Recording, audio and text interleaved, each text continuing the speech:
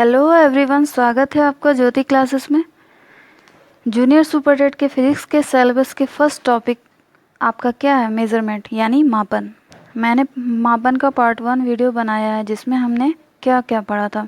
7 fundamental units को पढ़ा था, कुछ इम्पॉर्टेंट यूनिट्स का कन्वर्जन भी देखा था, जैसे 1 एस्ट्रोनॉमिकल यूनिट में कितने मीटर होते हैं, 1 लाइट ईयर कितने मीटर के बराबर होता है, या 1 पारसेक में कितने लाइट ईयर होते हैं। इसके साथ साथ लार्जेस्ट और स्मॉलेस्ट यूनिट के लेंथ को भी पढ़ा था, और हम लोगों ने ऑब्जेक्टिव क्वेश्चन भी कुछ सॉल्व किए थे उसमें। पार्ट 2 में हम कुछ ऐसे कन्वर्जन को पढ़ेंगे जिनका यूज़ हम क्या करेंगे, किसको सॉल्व करने में, न्यूमेरिकल प्रॉब्लम को सॉल्व करने में करेंगे। क्योंकि मेज़रमेंट टॉपिक आपके सिलेबस में है तो, लेकिन क्वेश्चन कहाँ से पूछ देगा इसका कोई फिक्स नहीं है, क्योंकि पेपर भी फर्स्ट टाइम हो रहा है। इसलिए हम लोग बेसिक से बिल्कुल स्टार्ट करेंगे। डायरेक्ट न्यूमेरिकल सॉल्व करेंगे तो बीच बीच में दिक्कतें आ जाएंगी कि किसका कन्वर्जन कैसे, किस में होना है या किस में नहीं होना है। सारे यूनिट्स को एक ही फॉर्म में रखकर एडिशन या डिवीज़न या मल्टीप्लिकेशन जो भी करना है करते हैं, ठीक है। इसलिए हम लोग सबसे पहले कन्वर्जन देखेंगे, बेसिक से स्टार्ट करते हुए एकदम न्यूमेरिकल के सारे प्रॉब्लम को सॉल्व करेंगे, जिससे आपका पूरा न्यूमेरिकल का पोर्शन भी कवर हो जाए। तो सबसे पहले हम लोग देखते हैं मास कन्वर्जन, यानी द्रव्यमान का कन्वर्जन कैसे किया था। मास कन्वर्जन, मास यानी द्रव्यमान, उसको मेज़र किस में किया जाता है? मिलीग्राम, सेंटीग्राम,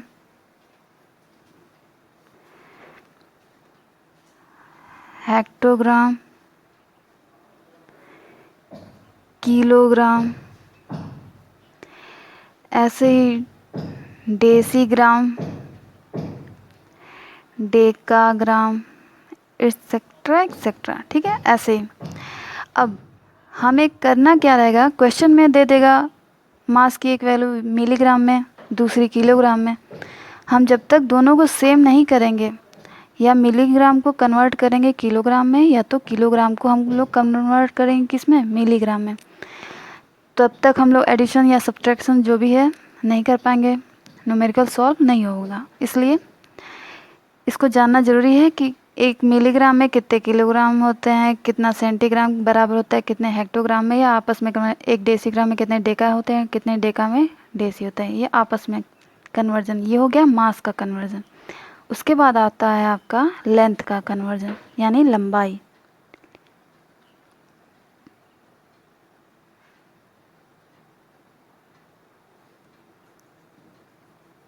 लेंथ के यूनिट क्या क्या होते हैं?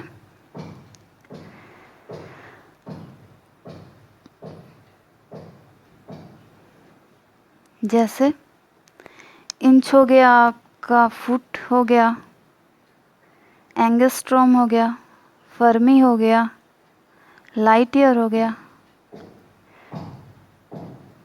मील हो गया, एक्सेट्रा, ठीक।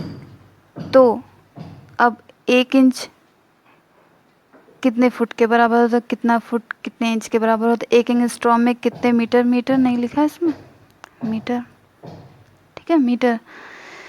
मीटर ही तो ऐसा ही है, स्टैंडर्ड यूनिट है आपका मीटर लेंथ का, जो हम लोगों ने 7 फंडामेंटल यूनिट्स पढ़े ना पार्ट 1 में, उसमें आप लोग इसको देख सकते हैं। तो ठीक आपस में इनका कन्वर्जन ये, ठीक। अब उसके बाद length, sorry time conversion. Time की यूनिट्स क्या क्या? घंटा, मिनट, सेकंड, सप्ताह हो गया, साल हो गया, शेक हो गया, etc। अब ये तो छोटे छोटे तो पता ही होंगे, 1 घंटे में कितने मिनट होते हैं, 1 मिनट में कितने सेकंड होते हैं, या एक सप्ताह में कितने सेकंड हैं हम ये भी निकाल सकते हैं, एक साल में कितने सेकंड होते हैं ये भी निकाल सकते हैं, घंटे के कौन से हिस्से के बराबर होता है, सेकंड के कौन से हिस्से के बराबर होता है। ठीक है, इसका कन्वर्जन हम लोग देखेंगे। उसके बाद हम लोग देख लेंगे वॉल्यूम।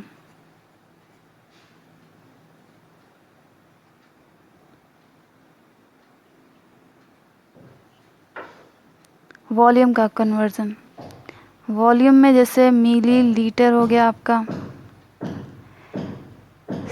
सेंटीलीटर हो गया, डेसीलीटर हो गया।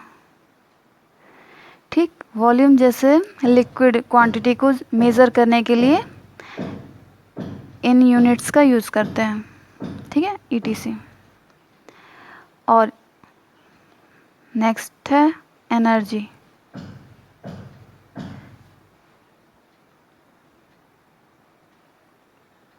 एनर्जी का कन्वर्जन, तो इसका मात्रक क्या क्या होता है पहले ये जान ले कि एनर्जी को मापा किस में जाता है, किस में नापा जाता है, किस में तौला जाता है, जो भी भाषा यूज़ कर लीजिए आप लोग।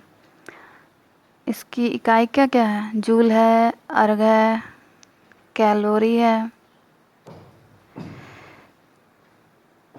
किलोवाट घंटा है, इलेक्ट्रॉन वोल्ट, ईटीसी। ठीक, ये हो गया इन एनर्जी का कन्वर्जन कि एक जूल में कितने अर्ग होते हैं, एक किलोवाट घंटे में कितने कैलोरी होते हैं, एक इलेक्ट्रॉन वोल्ट में कितने किलोवाट घंटा होते हैं, ऐसे ही आपस में इसका कन्वर्जन। उसके बाद हम लोग देख सकते हैं एरिया का।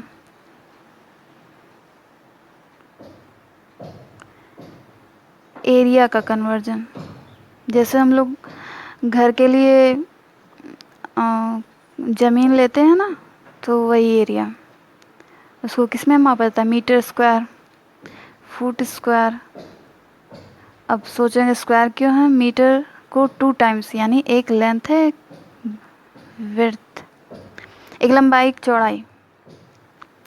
ठीक, तो उसी लिए मीटर स्क्वायर। उसी तरह फुट, एक फुट लंबाई का फुट है, एक चौड़ाई का फुट है, दोनों का मल्टीप्लाई कर देंगे तो उस पर स्क्वायर आ जाता है। ये सभी जानेंगे अभी हम लोग। न्यूमेरिकल जब सॉल्व करेंगे तो सब कुछ क्लियर हो जाएगा जो क्लियर नहीं है। अभी हम बेसिक बस ऊपर ऊपर बता रहे हैं कि आप लोग को ये चीज़ दोबारा देखने को मिलेंगी कहाँ पे, न्यूमेरिकल प्रॉब्लम सॉल्व करने में। ये सभी यूनिट्स देखेंगे तो आप पहली बार ना देखें, उसको दूसरी बार देखें, इसलिए हम पहली बार यहाँ बता देते हैं। हेक्टेयर भी,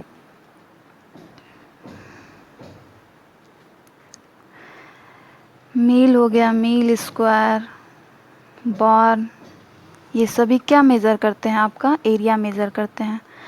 तो 1 मीटर स्क्वायर में कितने फुट स्क्वायर होते हैं, 1 एकड़ में कितने हेक्टेयर होते हैं, ये सब आपस में इसका कन्वर्जन।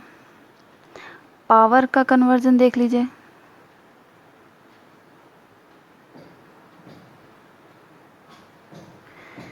पावर की यूनिट क्या क्या होती हैं, हॉर्स पावर, कैलोरी हो गया आपका, वाट, ईटीसी, ऐसे ही करके। अभी हम लोग मेन पढ़ेंगे, होते और भी हैं लेकिन उसको साइड में भी रखा गया है। फोर्स का कन्वर्जन, फोर्स की यूनिट क्या क्या होती हैं, डाइन हो गया, पाउंड हो गया, न्यूटन हो गया, ईटीसी। ठीक है, तो इसका कन्वर्जन हम लोग पढ़ेंगे कि एक न्यूटन में कितने डाइन होते हैं, एक डाइन कितने पाउंड के बराबर होता है, या पाउंड न्यूटन। ठीक, आपस में इन सभी का कन्वर्जन हम लोग देखेंगे न्यूमेरिकल के थ्रू। इसका पूरा ये सब छोटे छोटे चीज़ें हैं कि 1 घंटे में कितने मिनट होते हैं, ये हम लोग सीखेंगे नहीं। ये सब बस मैंने कैटेगराइज किया है, क्लासिफाइड किया है कि पता तो चले कि मास का कन्वर्जन, मास का यूनिट क्या क्या होता है, उसमें किसका क्या कन्वर्जन हो सकता है, जो आप लोग को पता हो। ये तो आप लोग छोटे बच्चे जब रहे होंगे तब से आप लोग सीखते आए होंगे मिली सेंटीडेसीग्राम, डेकाहेक्टो, किलोग्राम, इसका आपस में कन्वर्जन कैसे होता है। ये बहुत ही सिंपल है, अगर नहीं होगा तो एक वीडियो हम इस पे बना देंगे। लेंथ का थोड़ा सा देखना पड़ेगा, टाइम का भी लगभग पता ही है। सेक एक नया दिख रहा होगा कुछ लोगों को, कुछ लोग जानते होंगे बहुत अच्छे तरीके से। वॉल्यूम भी जानते हैं, मिली सेंटीडेसीग्राम, सारे ग्राम में अगर लीटर लगा दें तो वो वॉल्यूम का कन्वर्जन हो जाएगा। ठीक, एनर्जी का हमें पढ़ना रहेगा, साथ ही एरिया का कन्वर्जन, पावर का कन्वर्जन, फोर्स का कन्वर्जन। ठीक है, तो चलिए न्यूमेरिकल सॉल्व करेंगे, उसमें आपका सारा कुछ क्लियर हो जाएगा कि कैसे क्या करना है। ये तो बस बेसिक था। तो क्वेश्चन नंबर 1, माइक्रोसेकंड तथा सेक में क्या संबंध है। माइक्रोसेकंड तथा सेक में क्या संबंध है, यानी माइक्रोसेकंड में कितने सेक हैं या कितने सेक में माइक्रोसेकंड है, इन दोनों का आपस में रिलेशन क्या है, ये हमें बताना है। तो पहले ये जान लेना ज़रूरी है कि ये दोनों किसके मात्रक हैं। ये दोनों समय के मात्रक हैं, समय के मात्रक हैं।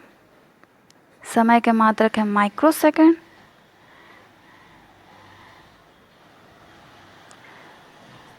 और सेक। ठीक है, मात्रक मीन्स यही कि समय को जिस भी इकाई में मापा जाए, जिसमें नापा जाए, उसे मात्रक बोल देंगे। तो समय को घंटा, मिनट, सेकंड के अलावा माइक्रोसेकंड और सेक में भी मापा जाता है। ठीक है ना।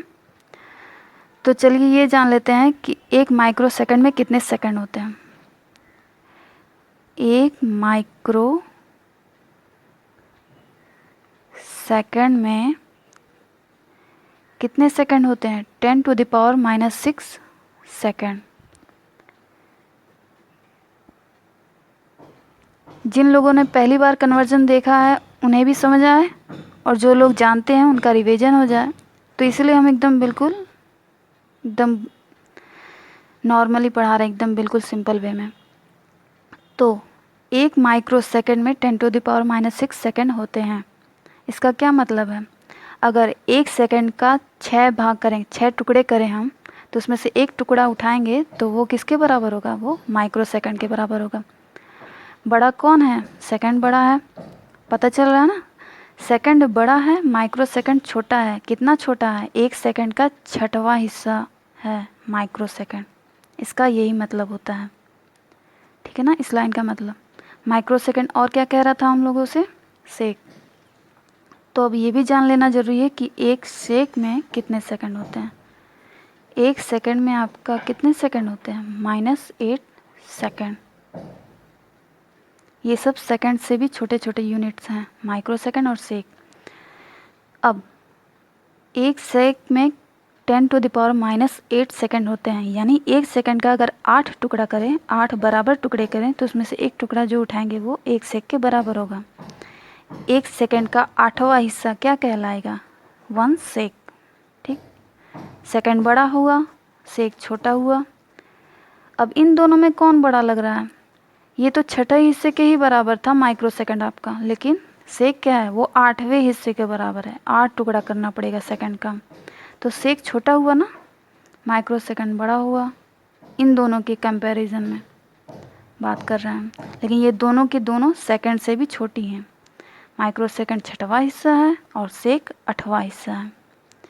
अब क्या करना है, हमें इन्हीं दोनों में रिलेशन पता करना है कि क्या होते हैं। तो हम लोग क्या करेंगे, डिवीज़न कर दें, भाग, डिवाइड कर दें। यहीं पे हम ऐसे डिवाइड कर देते हैं। ठीक,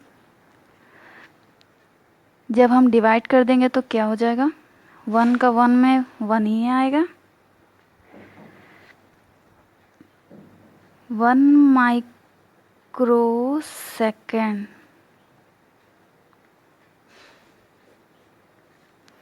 अब इधर का ऐसे ही रख रहे हैं, कैलकुलेशन उधर होगा। सेकंड से सेकंड कैंसिल आउट। ठीक, 10⁻⁻6 ऊपर है, 10⁻⁻8 नीचे है। और ये पता है ना कि जब -6 अंश तो अंश है, हर वाला जब ऊपर जाता है तो ये क्या हो जाता है, गुणे के निशान के साथ +8 हो जाता है। ये जो पावर में माइनस था वो प्लस हो जाता है, बिल्कुल एकदम। अब इससे सिंपल कैसे कोई समझा सकता है। ये हुआ, ठीक है। ऊपर का वैसे ही हर का ऊपर चला जाएगा तो 10⁻⁸ हो सकता है, मतलब होता है। अब जब आधार सेम है तो घातें आपस में जुट या घट सकती हैं। आधार सेम है, आधार दोनों का क्या है 10 तो घातें जोड़िए या घटाइए उसके चिन्ह के अनुसार। 6 माइनस में है, -6 + 8, यही हुआ ना। अब 8 6 घटेगा या जुटेगा, ये क्या होगा, एक माइनस है एक प्लस है तो प्लस माइनस माइनस होता है। 8 में से 6 गया 2, चिन्ह किसका रहेगा, बड़े वाले का। बड़ा कौन है, 8 कि 6, 8 बड़ा है। 8 का चिन्ह क्या है, प्लस। आगे प्लस लिखा नहीं जाता है इसलिए हम लोग प्लस नहीं लिखे हैं। अब यहाँ क्या हो रहा था, 1 माइक्रो सेकेंड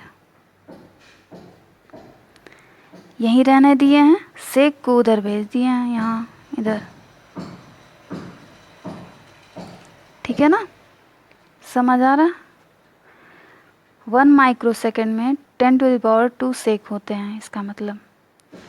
या और आसान भाषा में microsecond, 1 microsecond is equal to 10⁻² का मतलब ये 0 कितने टाइम्स का है, 2 टाइम्स, यानी 100 सेक।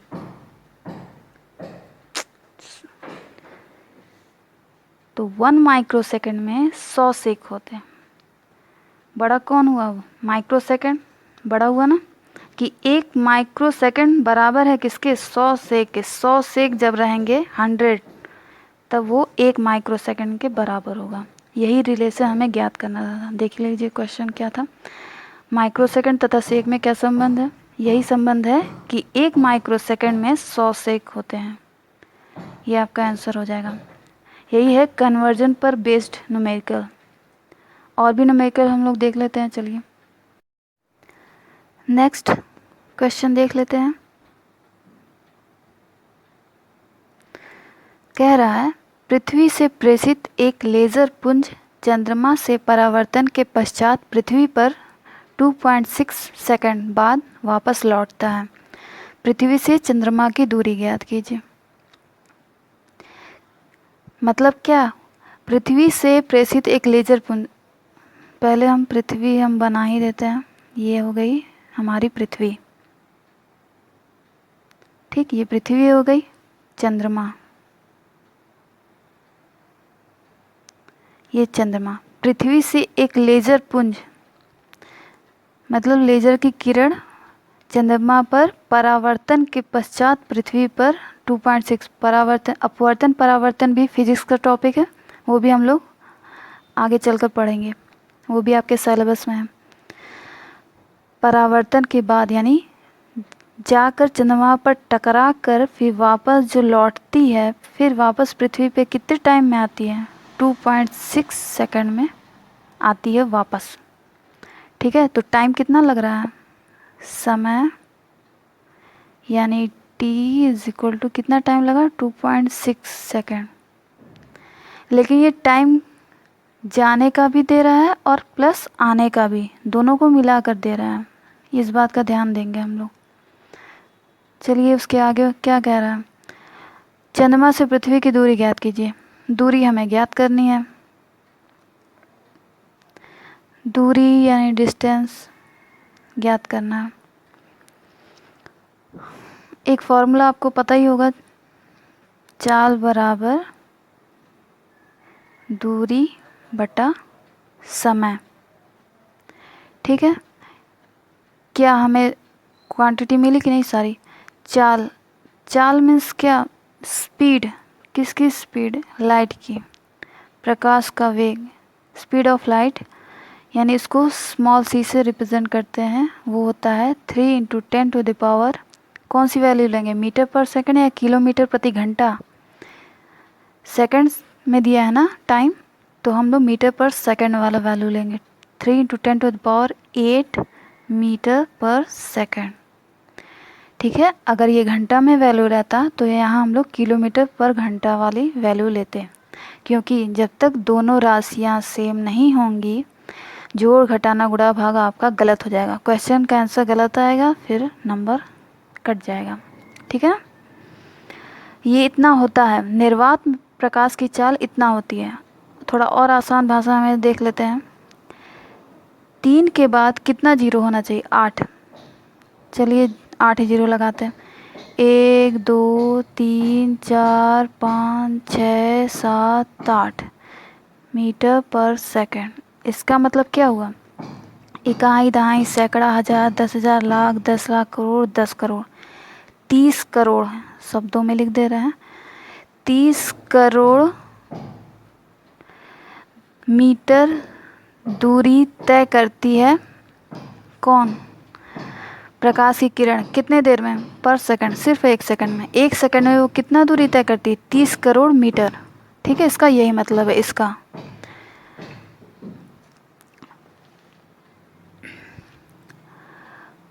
ये हो गया सी की वैल्यू। यही हमारा चाल है।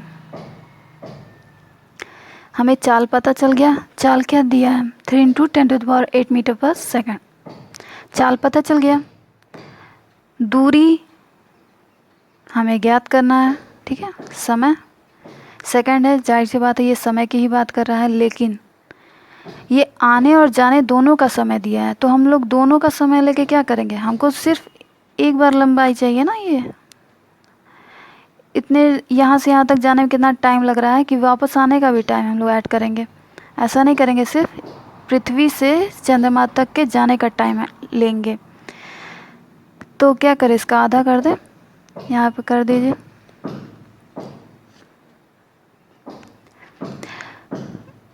t = 2.6/2, 26, 13 दूना 26। ठीक है, ये आपका सेकंड। अब ये हो गया हमारा t यानी समय। चाल हम लोग लेंगे 3 × 10⁸ मीटर पर सेकंड। ठीक है, और दूरी हमें ज्ञात करनी है। आशा करते हैं सब समझ आ रहा होगा। तो चलिए वैल्यू पुट कर देंगे, आंसर आ जाएगा। चाल समय दिया है, दूरी ज्ञात करना है। तो दूरी को पहले एक साइड कर ले हम लोग।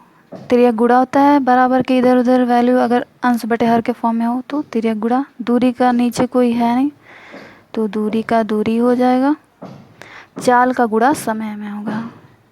चाल गुणे समय।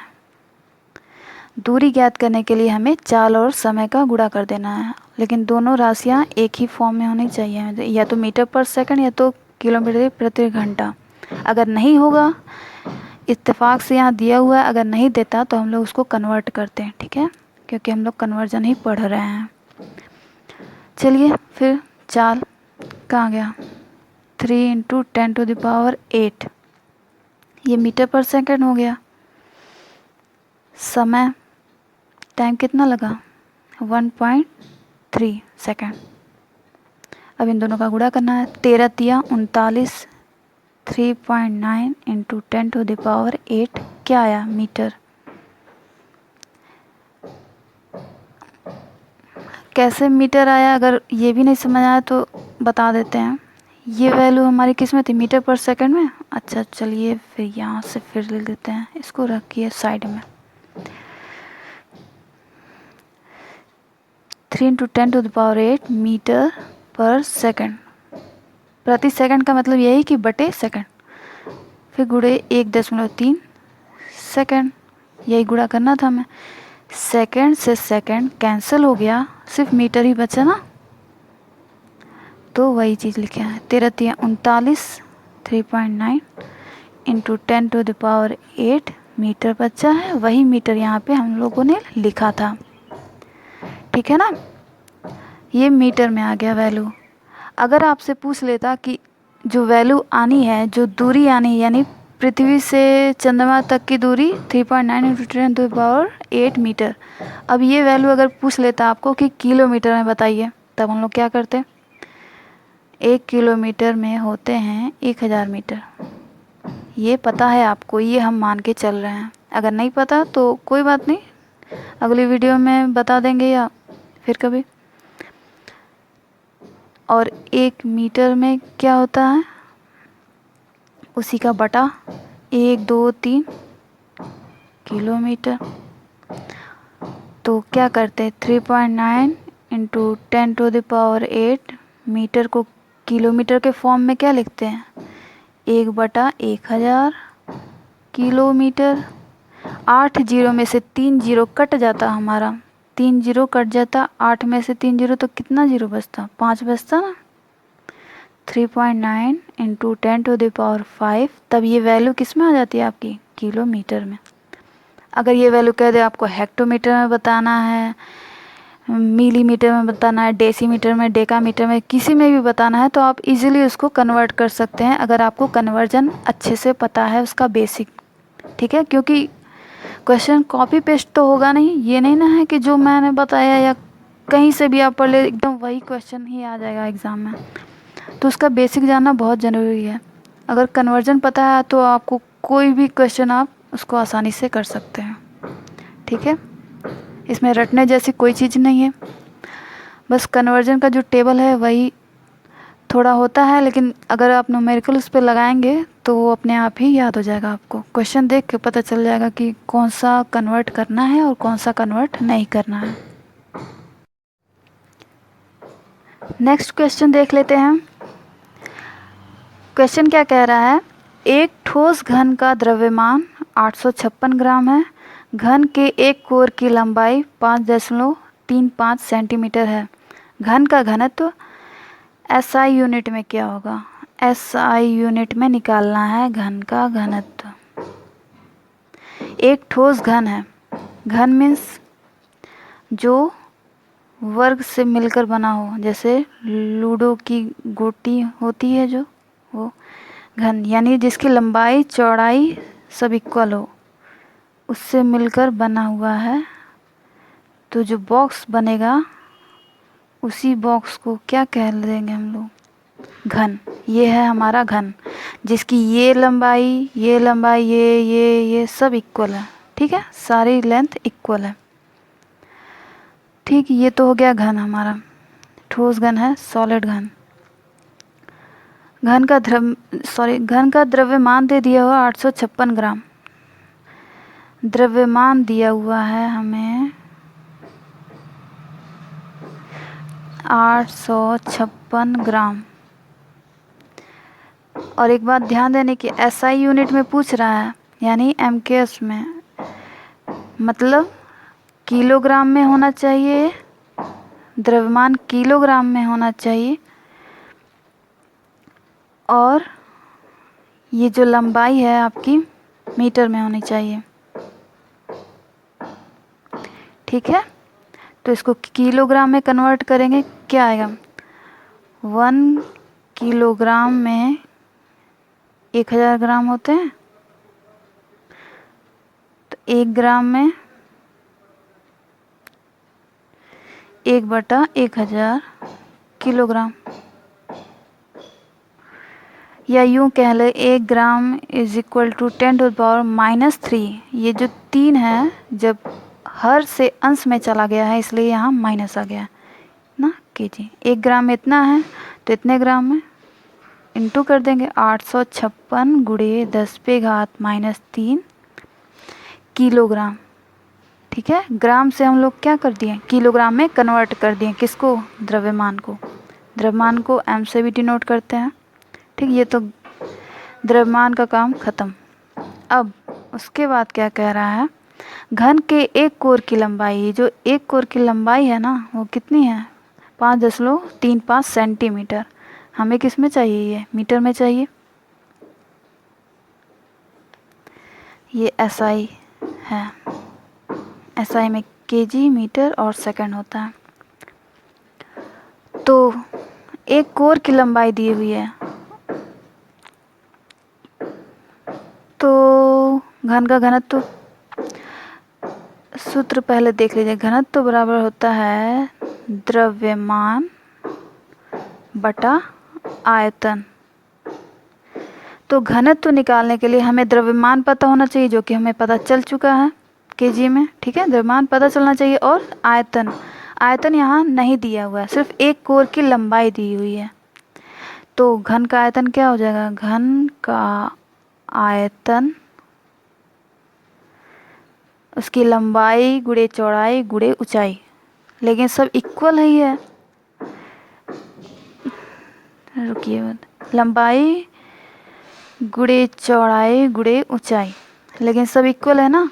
तो एल क्यूब भी लिख सकते हैं, या उसको भुजा का स्क्वायर भी, सॉरी भुजा का क्यूब लिख सकते हैं। ठीक है, भुजा कोर का क्यूब, कोर का क्यूब। तो एक कोर की लंबाई कितनी दी हुई है? 5.35 सेंटीमीटर। इतना सेंटीमीटर है, लेकिन हमें ये किस में चाहिए? मीटर में। तो 5.35 गुणे 10 पे घात क्या हो जाएगा? 1 मीटर में 100 सेंटीमीटर होते हैं, 1 सेंटीमीटर में 10⁻⁻2 मीटर। ये सिर्फ एक कोर की लंबाई आई है। अगर इसका आयतन निकालना है तो इसको 3 बार मल्टीप्लाई करना पड़ेगा। एक बार हो गया, दूसरी बार 5.35 गुणे 10 पे घात -2 मीटर। एक बार और 5.35 गुणे 10 पे घात -2 मीटर। बात समझ आई? एक कोर की लंबाई दी थी, उसको हम 3 टाइम्स मल्टीप्लाई कर देंगे तो हमें घन का आयतन पता चल जाएगा। और हमें घन का आयतन क्यों चाहिए? क्योंकि हमें घनत्व निकालना, घनत्व के लिए आयतन हमें पता होना चाहिए। बिना आयतन पता हम घनत्व नहीं निकाल सकते। ठीक है, तो ये जो क्वांटिटी आपकी 5.35 5.35 5.35 का मल्टीप्लाई मैंने कर रखा पहले, उसकी वैल्यू आई है आपकी 153.13, इतना आएगा नियर अबाउट। ठीक है, इसके बाद पॉइंट में और भी वैल्यू आई है, उसको नहीं लेते, दशमलव के 2 स्थान तक वैल्यू को लेते हैं। और 10⁻² इंटू 10⁻² इंटू 10⁻² मीटर गुणे मीटर गुणे मीटर, यही है ना? बिल्कुल एकदम वही चीज़ लेके चले। 5.35 का 5 तीनों में गुणा किए तो इतना आया। ये लिखा है, मीटर मीटर मीटर लिखा है, कोई कन्फ्यूजन नहीं होनी चाहिए बिल्कुल भी। तो 153.13, 10 पे आधार सेम है, 10 10 10 -2 -2 -2 मीटर मीटर मीटर। मीटर का 3 बार मल्टीप्लाई होगा तो क्या आ जाएगा? Metre cube. 153.13 गुणे 10 पे घात क्या? माइनस माइनस प्लस, फिर माइनस माइनस प्लस, 6 आ तो गया, चिन्ह किसका रहेगा? माइनस ही है, माइनस का चिन्ह, मीटर क्यूब आ गया हमारा SI यूनिट में। मीटर ये आ गया है, और क्या? हाँ, द्रव्यमान यहाँ केजी में आ गया। यही हमें चाहिए था, SI यूनिट में केजी और मीटर में कन्वर्ट करना था। चलिए अब घनत्व तो निकाल दिया जाता है। तो क्या बताएं? घनत्व तो बराबर होता है द्रव्यमान बटा आयतन। कहाँ लिखूं? दूसरे पेज पे।